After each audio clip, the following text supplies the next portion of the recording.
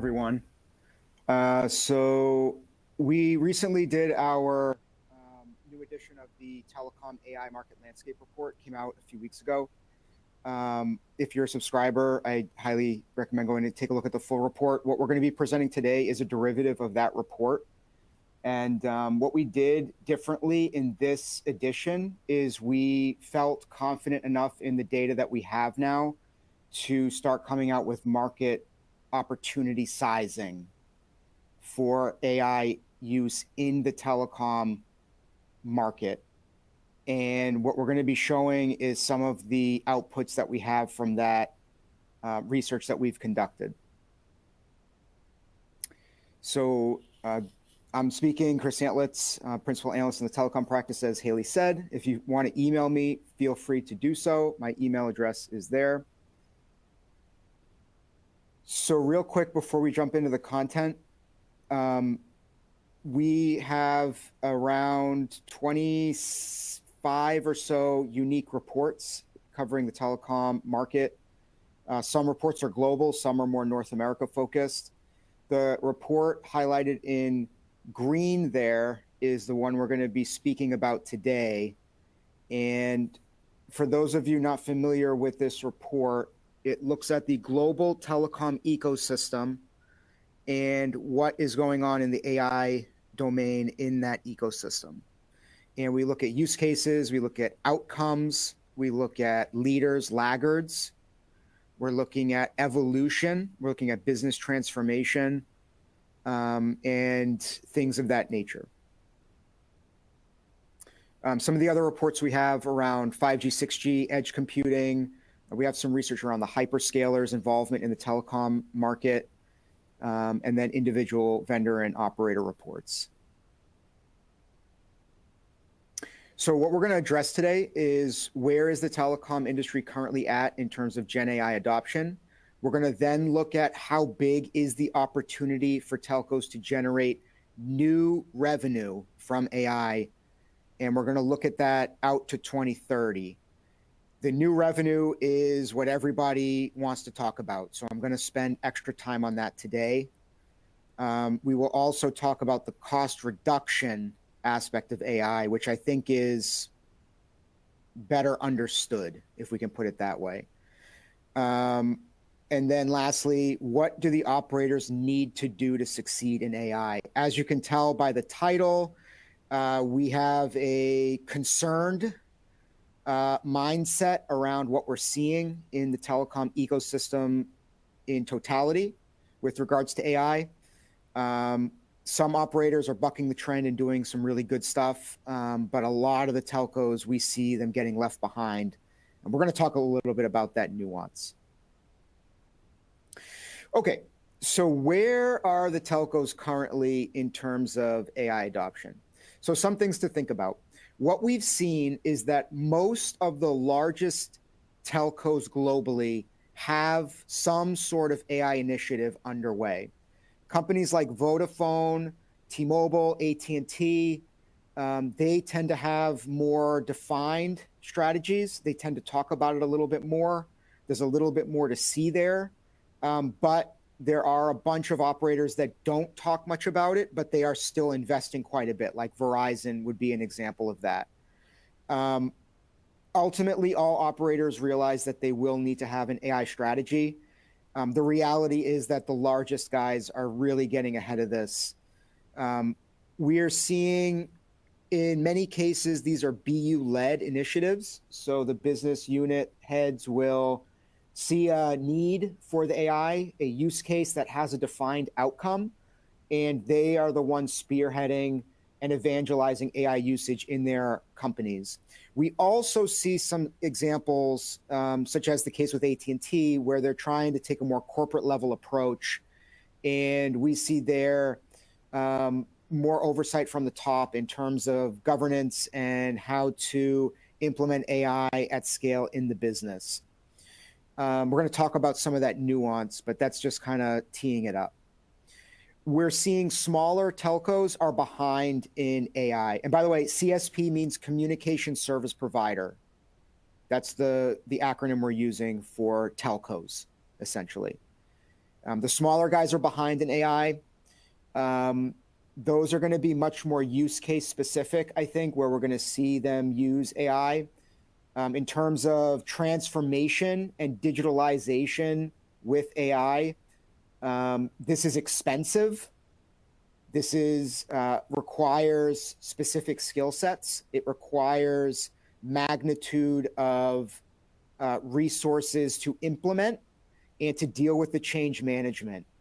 And unfortunately, subscale telcos are not set up to do this in the best way. Whereas the larger telcos, they have access to skill sets, capabilities, they have access to large pools of money, and they have the wherewithal to implement these transformational initiatives. We are seeing a trend of more CFO oversight. CFOs are getting more involved with AI-related initiatives. In the case of some of the tier ones I mentioned before, we see direct CFO oversight where they want to see a clear path to ROI before providing the funding. They don't want to see sprawl. They do not want to see technical debt created. They want to try and wrangle this in. They want to make sure that the money they're allocating is bringing the expected results, and they are holding the purse strings very closely, but they will allocate the money if they see the outcome. So the money's there if they see the outcome. And we are seeing some bigger projects getting green-lighted because of that, where there is a clear path to that outcome. And that outcome is either new revenue and or lower cost. Most of the things we've seen green-lighted so far have to do with lower cost. But we are seeing more velocity, more number of use cases around the new revenue. And we're going to talk a little bit more about that in coming slides. We are seeing a trend towards telcos looking for quick hit ROI from GenAI. So more targeted tactical use cases. We are seeing hesitancy to commit to larger scope AI initiatives that require significant upfront investment. The appetite to do that is there, but it's tempered in terms of realistic expectations, and making sure that everybody is on the same page before they jump in with both feet on some of these larger projects. There's also concerns around data governance, data privacy, things of that nature that need to be considered, regulation as well. Data usability is emerging as a top of mind issue. The reality is the telcos do not have a single unified data platform. They do not have this. They covet this, they talk about it, but they do not have it. And the reality is that telco data is highly distributed. It is subject to walls and barriers, and acquisitions over the years have created even more complexity with data and how data is transmitted and leveraged within the organization. There needs to be a tremendous amount of money spent to deal with that challenge. And this is a cost that is going to be significant. And I don't think many telcos have really thought about what is it going to cost to even start to do AI transformation.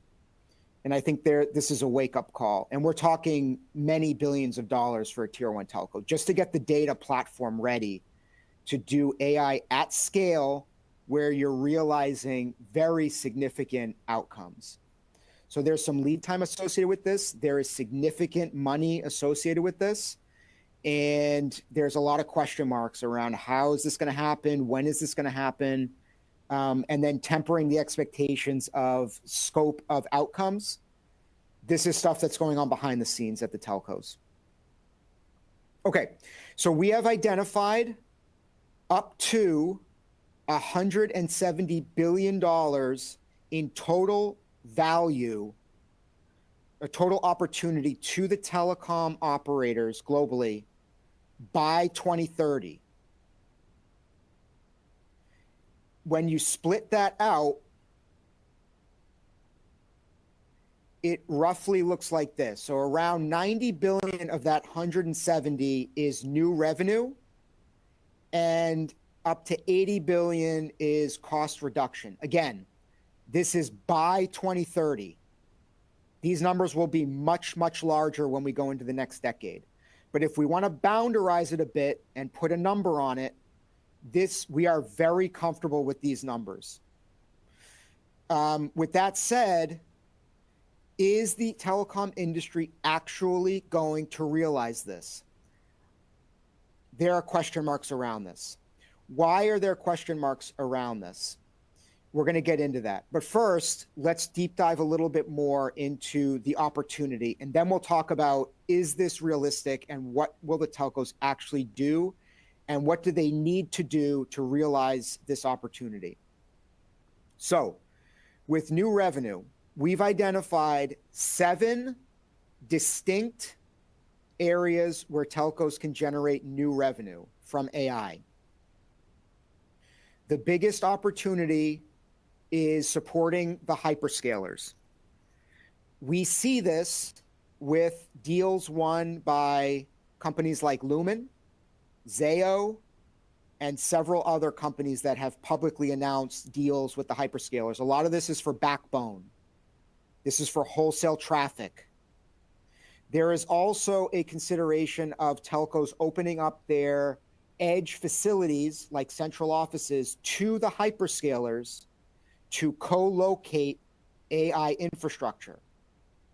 We assess that opportunity globally at more than $20 billion per year.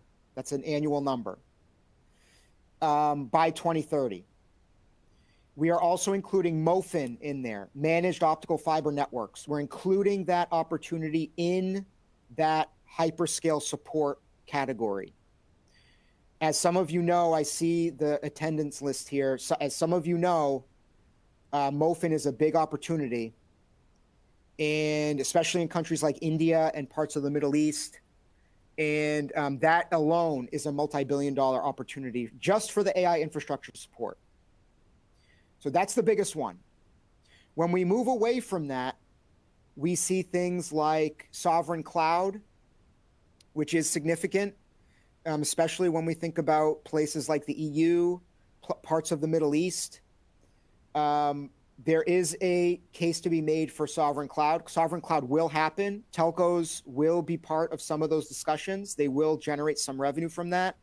It remains to be seen how much, but we identify a reasonable opportunity size to be $10 to $20 billion by 2030 for the telecom industry. Now, keep in mind also that China is a big part of this. China's sovereign cloud is big. A large portion of that opportunity range is just China. The yellow opportunities are where there's a tail of opportunities. So GPU as a service, revenue protection, reselling vendor solutions, and upsell, cross-sell. So this is a mix of opportunities.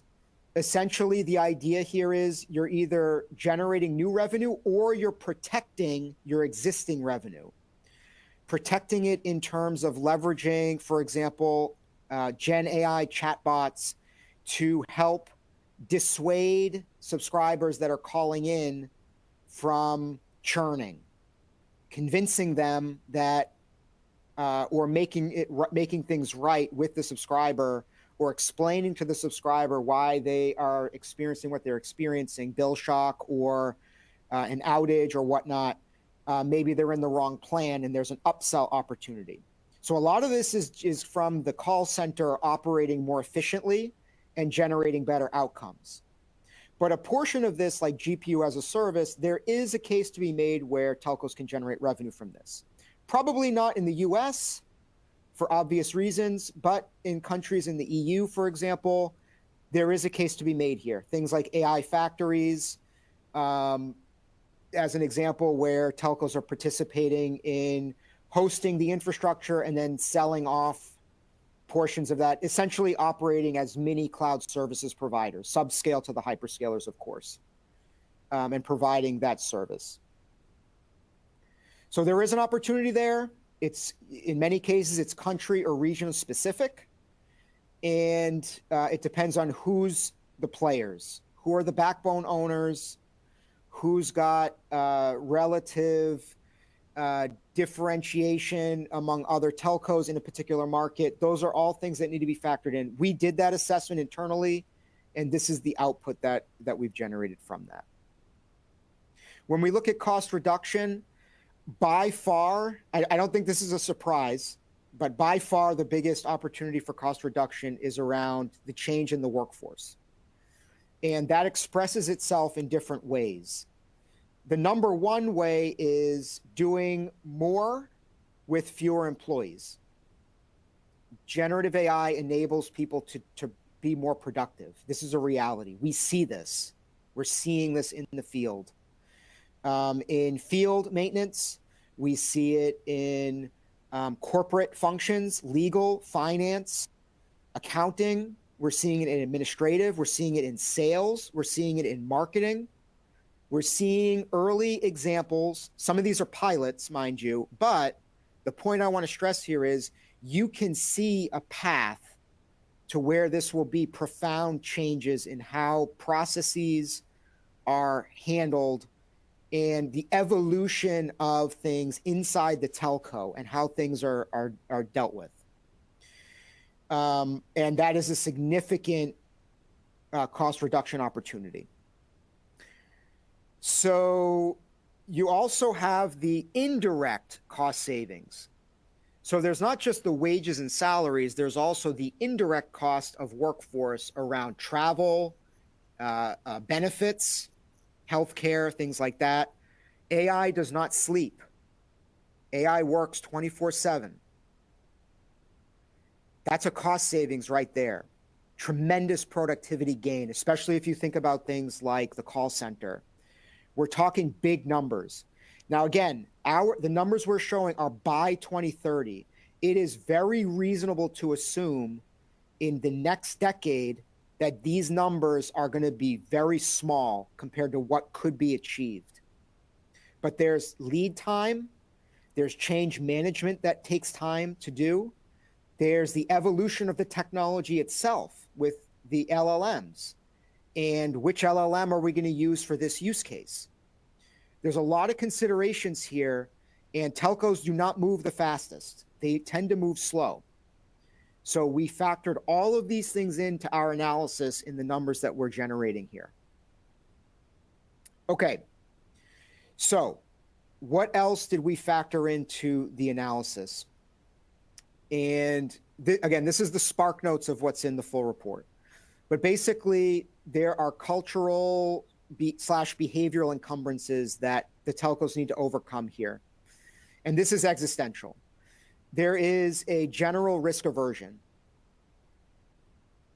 There is long decision cycles, and you have to move things up the chain of command. And this slows things down in the telcos. We see this time and again. They're slowed down versus startups and the hyperscalers. Yes, there's bureaucracy, but on a relative basis, these guys move incredibly fast.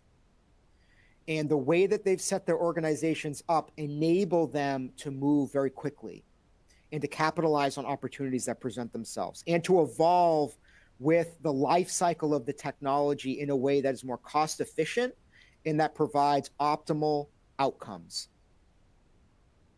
There tends to be a lot of corporate oversight at the telcos. This slows things down. If the business units, and we've seen this, okay, we have seen this happen in the last 18, 24 months especially. We have seen BU leaders go up the chain of command and they get stifled or they're scoped down or they're limited or encumbered in some way by corporate for whatever reason. There's various reasons we've seen this happen where the BUs have really good ideas. We've heard of very, very significant situations where they have seen a clear path to ROI, but for some reason they're getting stifled and their hands are tied and they're not able to do it, or they're not able to do it at the scale and speed with which they want to do something. Now, there might be valid reasons for that, and I don't want to discount that. But the point I want to stress here is that AI is moving arguably the fastest technology of any technology that has happened in the past. And if the telcos don't get this right, we are talking about existential crisis for some telcos where they may not be competitive anymore. And this is the reality that they are presented with, and they need to get this right. AI is a must-get-right type of technology. We also see entrenched ways of working where you have, again, this idea of stifling, or where things can't move fast for some reason. Maybe you have some ducks in a row, but you have one duck that's not in that row, and that causes the entire chain to not function, to not actually work in practice. These are things that the telcos, they really need to get this figured out. And we are seeing consultancies helping in some of this. Management consultancies, technology and business consultants, helping to address some of this. But at the end of the day, the telcos need to make the decision. What we've seen works best, and we're going to talk about this more later, is that starting small in terms of what use cases you're looking to achieve, greenlight the use case, and then wrap it around, make sure that it fits into a corporate-wide governance model that is agreed to at the corporate level, but it gives the BUs and other aspects of the organization some breathing room to be innovative and to move forward with things. The other thing that stifles is a dedication to CapEx versus OpEx. Now, we see this, again, this is a global thing. The telcos have reasons why they want to do CapEx, and that's fine. But in a world where you need to move faster, you need to scale faster, you need to maybe think about infrastructure ownership a little bit differently in some cases, that model may not be conducive to an AI economy. And the telcos, they really need to get their heads around this, and they need to start changing here. Fundamental change.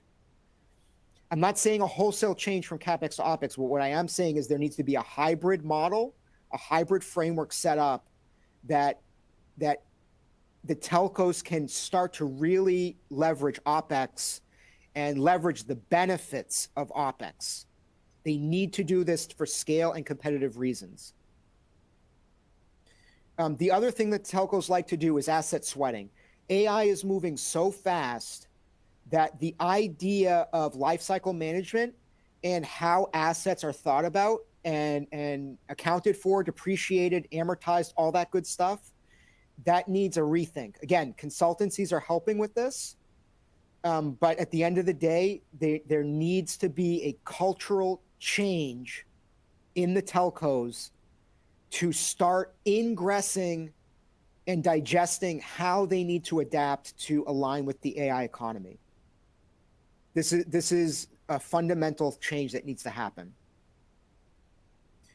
Okay, oops. So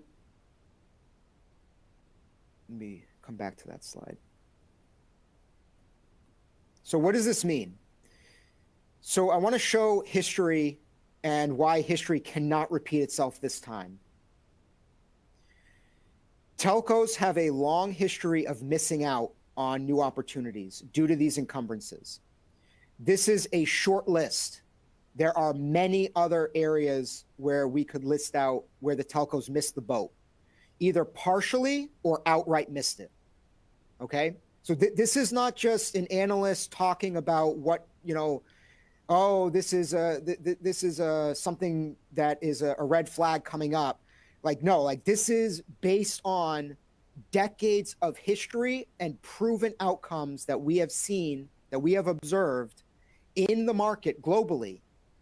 And what we are saying is we are warning the telcos, okay? You got to get AI right. You cannot miss this boat. It is too fundamental and existential for your industry. You have to get this right. They have missed the cloud computing opportunity largely, right? That went to the hyperscalers.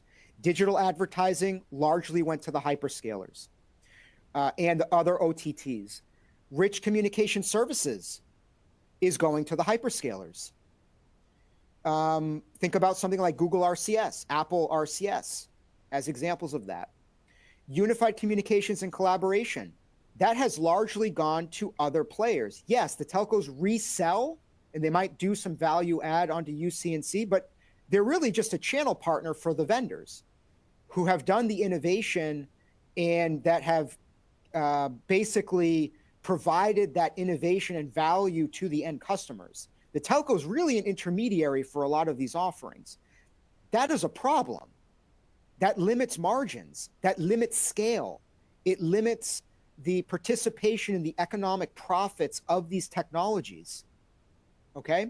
We've also seen them fall short in video streaming and CDN. Again, this went to the hyperscalers. What I'm saying is that the telcos, there are opportunities here for them to generate revenue and to reduce costs, but this is going to be a show me, and this is going to require more spending, and it's going to require cultural changes at the companies. That's what I really want to stress in this webinar, and that is the overarching takeaway for this webinar. Okay, so key takeaways, and what should the telcos do?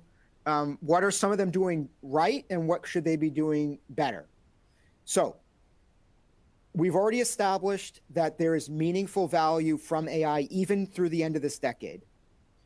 But realizing this opportunity is going to take action and investment.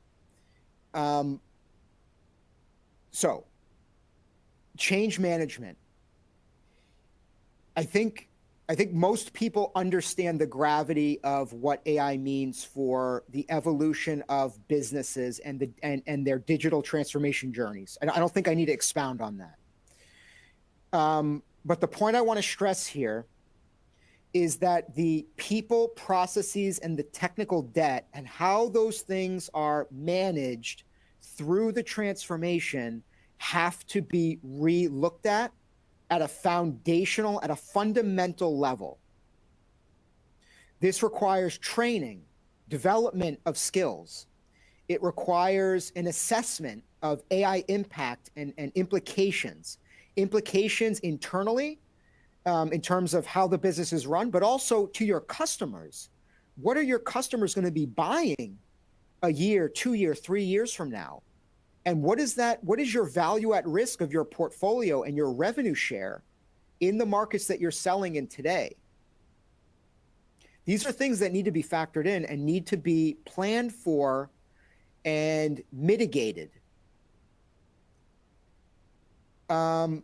Building a corporate-wide governance framework. How do we handle AI internally and between partners and customers? Vodafone has been very focused on this, and I want to call them out specifically. They have not only done this internally, but they are actively sharing with the market what they've done here. And they've also been very transparent about the challenges they've encountered and how they're planning to overcome those challenges. So I want to give Vodafone some credit here because they've done quite a bit. There's some other telcos that have as well. But Vodafone, I would say relative to some other tier ones, they have done quite a bit in terms of failing fast, learning, and then adjusting. And one of the things that they have learned from this process over the last 18 to 24 months, this AI journey, is having a corporate-wide governance framework and giving some empowerment to the business areas to do innovation and to run with AI, of course, in the context of that framework. And they've had some success with that. Early days, but early successes. As part of that framework, there needs to be a data strategy. This is not an overnight win. This is a multi-year roadmap that's required to build that unified data platform or some semblance of that, right? Something that is far better than what the telcos are dealing with today. in terms of the data, how the data can be utilized, the governance around that data internally, and leveraging that data for outcomes, tying it to outcomes and building automation frameworks behind that to bring those outcomes. That needs to happen. And again, we see some good things happening, and we see a lot of things that need a lot of work. And this is going to require money. We already talked about empowering the BUs, making additional budget available. I have seen use cases for AI, many use cases for AI, where there is a clear path to ROI. Yes, there's things that need to be figured out on the periphery of that, but there is clear ROI there. And the telcos will need to make, a lot of telcos, they put out their guidance, their forward year guidance for CapEx. That needs to be rethought of, because the telcos need some level of flexibility here. If they're mapping out CapEx a year out, but AI is changing every 6 months dramatically, they need to have some nimbleness in there. They need to flex. The timing of that money might need to be spent differently. Who is spending that money when and on what? There needs to be some flexibility there.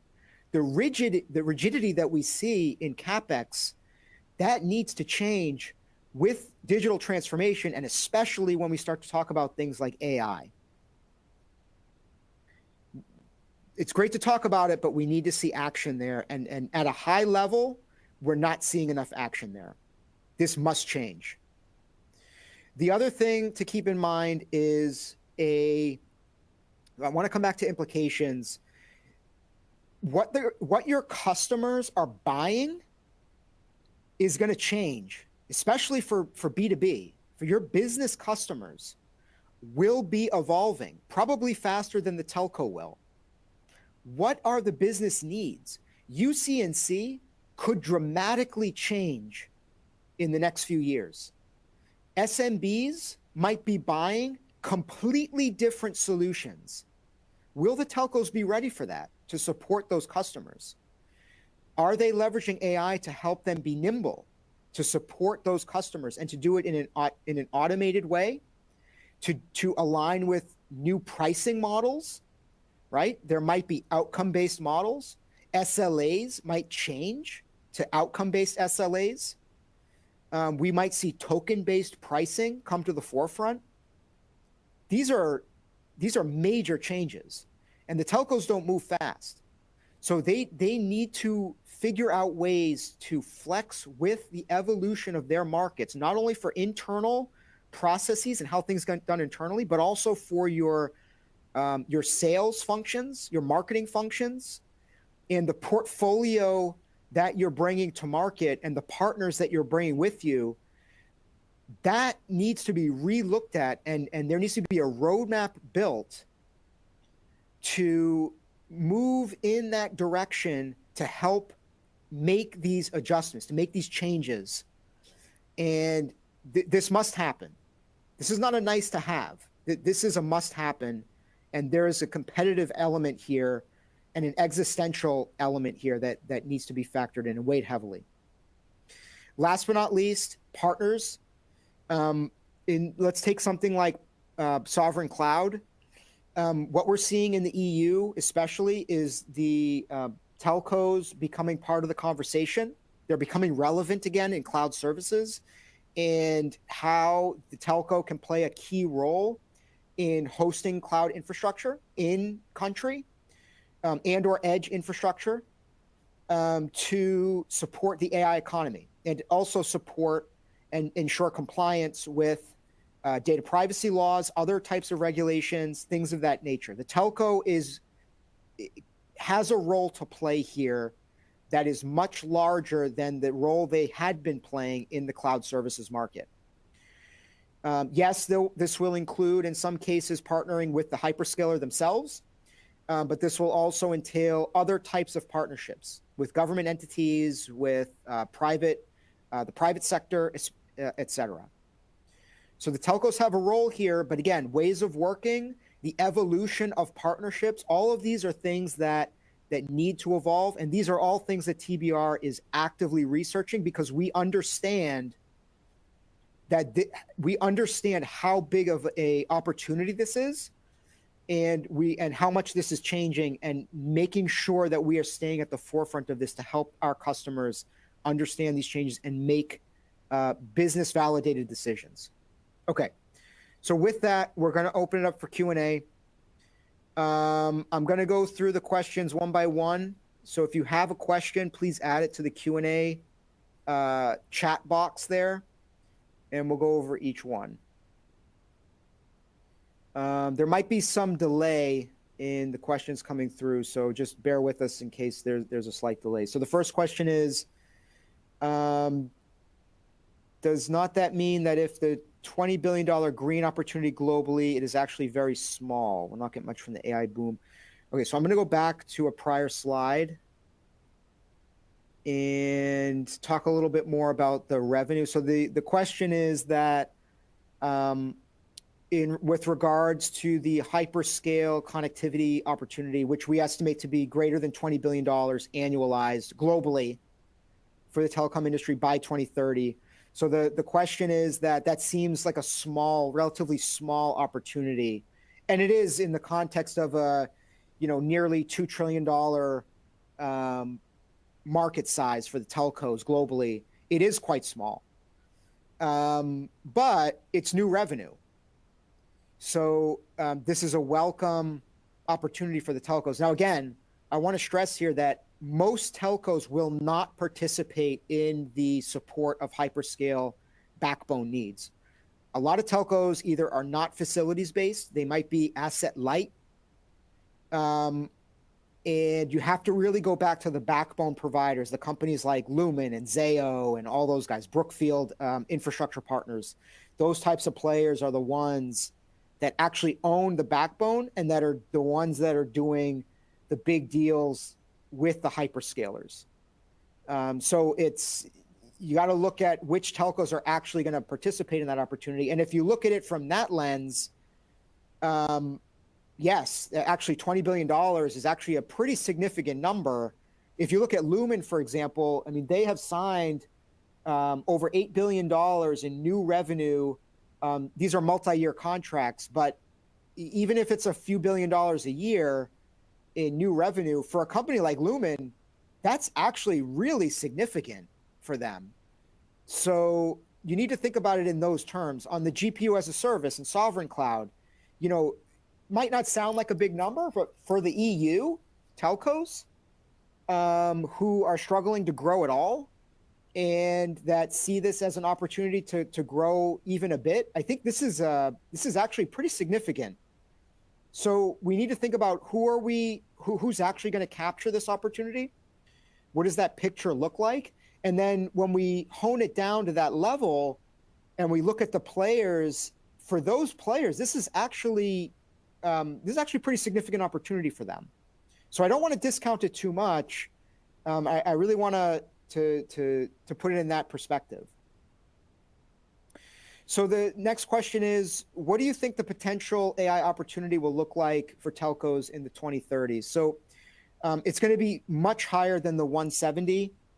I think that sovereign cloud has potential to be much larger.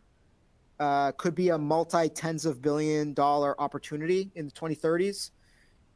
It could even approach 100 billion on an annual basis at the end of the next decade. I would not be surprised if it did attain that type of a level, especially in the context of regionalization, balkanization of some regions, geopolitical factors, things like that. I think there is a case to be made that we could see up to a 10x increase in the size of the sovereign cloud opportunity. And I'm including GPU as a service in there as well, because you have to factor in geopolitics and some of those things as well there. So I'm kind of taking those together in a way. So right there, you're looking at multiple 100% increase in the market size from this decade to the end of the next decade. And then on the cost reduction side, I mean, these numbers could be, I mean, we're saying 80 billion potential opportunity by the end of this decade. I mean, that could be multiple times larger than that. I wouldn't be surprised if we exceeded, you know, $400 billion in total opportunity value, just on the cost, the cost efficiency side. So these are big numbers. These will get to big numbers, but again, telcos move slow. There's going to be a lot of noise getting there, and we're going to see the leading telcos are going to take share, and they're the ones that are going to get the scale, and take share from companies that are not making these changes. So there is a lot of opportunity for share taking as well, depending on what the opportunity is.